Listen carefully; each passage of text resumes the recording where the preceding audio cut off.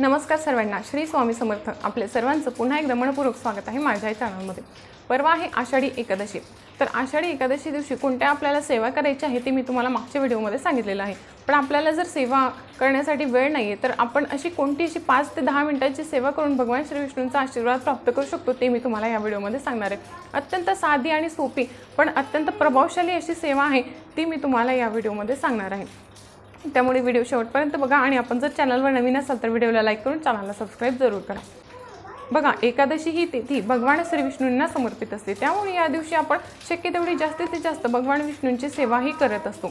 भगवान श्री विष्णूंच्या सेवेमध्ये सर्वात महत्त्वपूर्ण म्हणजे श्री विष्णू सहस्त्रनाम स्तोत्र या स्तोत्राचं आपल्याला पठण करायचं असतं.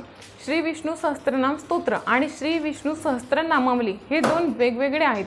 विष्णू सहस्त्रनाम स्तोत्र बघा, हा तो ग्रंथ आहे. तर या दिवशी आपल्याला श्री विष्णू सहस्त्रनाम स्तोत्र या स्तोत्राचं पठण या दिवशी करायचं आहे. त्याचबरोबर श्री विष्णू सहस्त्रनामावली जे आहे तर ते नामावली म्हणून आपल्याला आपल्या घरामध्ये जर विठ्ठल रुक्मिणीची मूर्ती असेल तर त्या मूर्तीला आपल्याला एक तुळशीपत्र अर्पण करायचं आहे. म्हणजेच आपल्याला टोटल 1008 तुळशीपत्र या दिवशी अर्पण करायचे आहे. बघा, एकादशीच्या दिवशी ज्यांच्याकडे खूप सारे सेवा करण्यासाठी वेळ नाही, कारण काहीही असू शकतं, मुलं लहान आहेत, जबाबदाऱ्या आहेत किंवा आजारपण आहे, कारण काहीही असू शकतात, पण ज्यांना वेळ नाही आहे ना त्यांनी ही अगदी 5 ते 10 मिनिटांची सेवा ही नक्की रुजू करावी. बघा, या दिवशी आपल्याला विष्णू सहस्त्रनाम स्तोत्राचं पठण करायचं आहे आणि श्री विष्णू सहस्त्रनामावली म्हणून आपल्याला एक तुळशीपत्र विठ्ठलाच्या चरणाशी आपल्याला अर्पण करायचं आहे. या दिवशी आपल्याला काय करायचं, सर्वात प्रथम आपल्याकडे जर विठ्ठल रुक्मिणीची मूर्ती असेल तर ती मूर्ती घ्यायची, नसेल तर बाळकृष्ण असतो तर बाळकृष्णाची मूर्ती घ्यायची. अगोदर आपल्याला मूर्तीचा अभिषेक करायचा आहे आणि अभिषेक करत असताना आपल्याला 3 वेळा पुरुष सूक्ताचं पठण करायचं आहे. तुम्हाला संस्कृतमध्ये नसेल येत तर तुम्ही मराठीमध्ये वाचून 3 वेळा पुरुष सूक्ताचा अभिषेक आपण मूर्तीवर करू शकता. त्याच्यानंतर आपल्याला 1008 तुळशीपत्र घ्यायचे आहे आणि हे तुळशीपत्र आपल्याला आदल्या दिवशी मार्केटमधून आणायचे आहे किंवा आदल्या दिवशी आपल्याला तोडून ठेवायचे आहे, कारण एकादशीच्या दिवशी तुळस आपल्याला तोडायची नाही. तर हे जे विष्णू सहस्त्र नामावली आहे तर त्या नामावलीमधील एक नाव घेऊन आपल्याला हे तुळशीपत्र बाळकृष्णाच्या चरणावर अर्पण करायचं आहे. सर्वात प्रभावशाली अशी सेवा आहे, आपण नक्की करून बघा. अगदी साधी आणि सोपी सेवा आहे. त्यानंतर बघा, या दिवशी तुळशीला देखील खूप महत्त्व असतं. त्यामुळे आपल्याला शक्य झाल्यास या दिवशी सकाळी आणि संध्याकाळी आपल्या तुळशी वृंदावनामध्ये आपण शुद्ध तुपाचा दिवा हा नक्की लावावा, दिवा लावावा, अगरबत्ती लावावी. त्याचबरोबर तुळशीला हळद, कुंकू, तांदूळ वगैरे अर्पण करायचे असतात. त्यानंतर तुळशीला 11 किंवा 7 प्रदक्षिणा आपल्याला करायचे असतात आणि प्रदक्षिणा करत असताना ओम नमो भगवते वासुदेवाय या मंत्राचा जप आपण नक्की करावा. अगदी साधी आणि सोपी सेवा आहे. ही सेवा करण्यासाठी तुम्हाला जास्त वेळही लागणार नाही, पण सेवा ही खूप प्रभावशाली आहे जी आपण नक्कीच करून बघावी. बघा, ही सेवा करण्यासाठी जर तुमच्याकडे 1008 तुळशीपत्र नाही तर तुमच्याकडे जेवढे तुळशीपत्र आहे त्यावर तुम्ही ही सेवा करू शकता.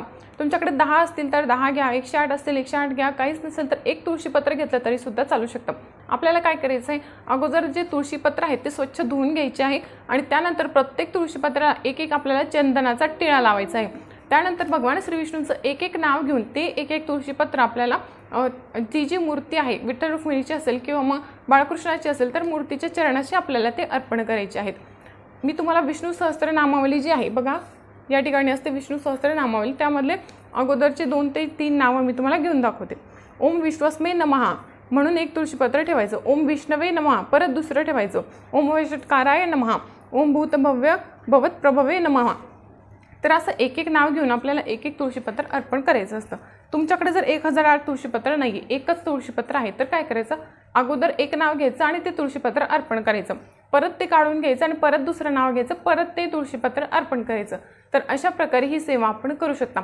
आणि ही जी पूजा आहे किंवा ही जी तुळशीपत्र आपण अर्पण केलेलं आहे ती रात्रभर ते तसेच ठेवायचे असतात. पूजा आपल्याला त्या दिवशी काढायची नसते, ते दुसऱ्या दिवशी काढायची असते.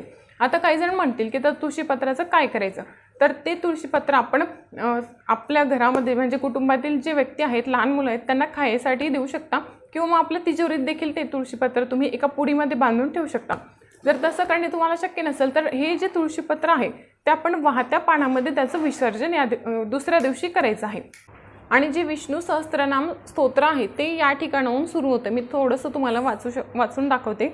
श्री गणेशाय नमः यस्य स्मरण मात्रेण जन्म संसार बंधनात विमुच्यते नमस्तस्मै विष्णवे प्रभ विष्णवे नमः समस्त भूतानां आदिभूताय भूभृते अनेक रूप रूपाय विष्णवे प्रभ विष्णवे तर अशा प्रकारे आपल्याला ही विष्णू सहस्त्रनाम स्तोत्र वाचायचं आहे। अशा प्रकारचा हा ग्रंथ असतो। तर हा ग्रंथ तुम्हाला केंद्रामध्ये उपलब्ध होऊन जाईल किंवा ज्या ठिकाणी धार्मिक पूजेचं सामान ज्या ठिकाणी मिळतं तर त्या दुकानात देखील तुम्हाला हा ग्रंथ मिळून जाईल। आणि तुम्हाला जर हा ग्रंथ नाही मिळाला तर तुम्ही फक्त यूट्यूबला लावून श्री विष्णू सहस्त्रनाम स्तोत्र ऐकलं तरी सुद्धा चालू शकतं।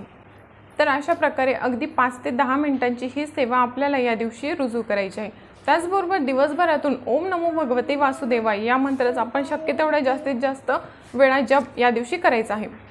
तर आषाढी एकादशीच्या दिवशीची सर्वात साधी सोपी पण अत्यंत प्रभावशाली ही सेवा आपण नक्कीच करून बघावी। तर या व्हिडिओमध्ये फक्त एवढीशी पण अत्यंत महत्त्वपूर्ण माहिती मला तुमच्यासोबत शेअर करायची होती। व्हिडिओ आवडला असेल तर व्हिडिओला लाईक करून चॅनलला सबस्क्राईब जरूर करा। आपण पुन्हा एकदा भेटूया एका नवीन व्हिडिओमध्ये आणि एका नवीन विषयासोबत। श्री स्वामी समर्थ। धन्यवाद।